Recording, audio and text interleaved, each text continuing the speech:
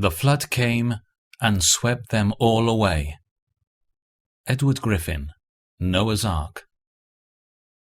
He wiped out every living thing that was on the surface of the ground, from mankind to livestock, to creatures that crawl, to the birds of the sky, and they were wiped off the earth. Only Noah was left, and those who were with him in the ark. Genesis 7:23. Finally, the frightful morning began. The heavens gathered blackness. Angry tempests conflicted in the skies. The lightnings flashed over the world. Word was spread that Noah and his family had entered into the ark. The ungodly then began to fear. Before long, floods of water poured from the sky. Some now began to turn their eyes towards the ark. Others stood doubting. Others still dared to scoff. The waters go on to increase. The rivers fill and start to overflow. The waters begin to rise in the streets. Some flee into their houses. Others, more intimidated, hasten to the hills.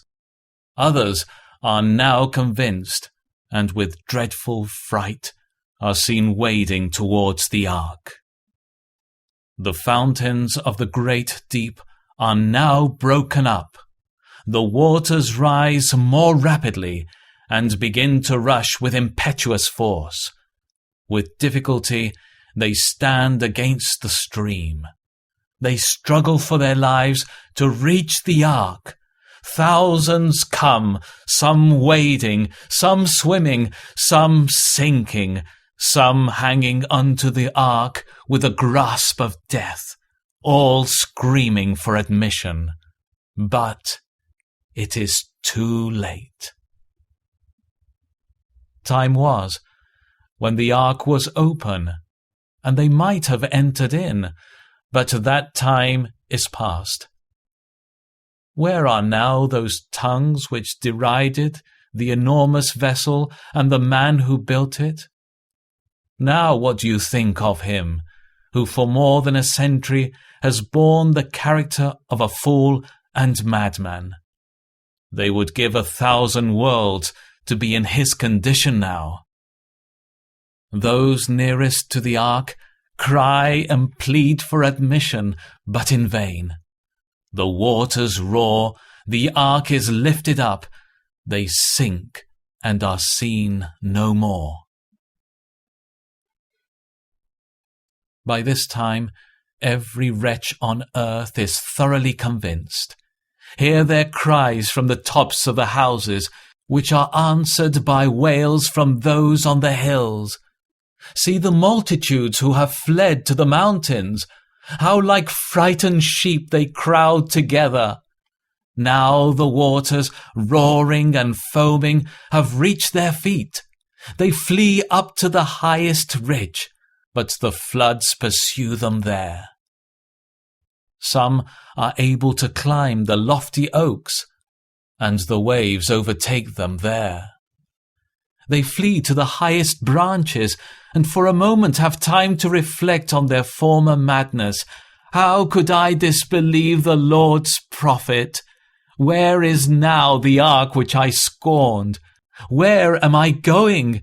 Oh, eternity, eternity!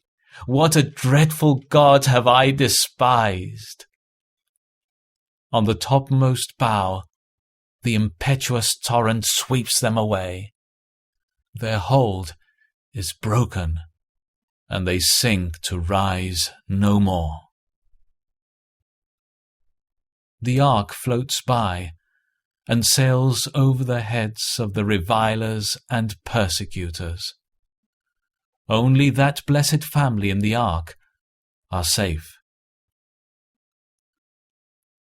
The same terrors will cease an unbelieving world when Jesus comes again. As it was in the days of Noah, so it will be at the coming of the Son of Man. For in the days before the flood, people were eating and drinking, marrying and giving in marriage, up to the day Noah entered the ark, and they knew nothing about what would happen until the flood came and swept them all away. That is how it will be at the coming of the Son of Man. Matthew 24:37-39.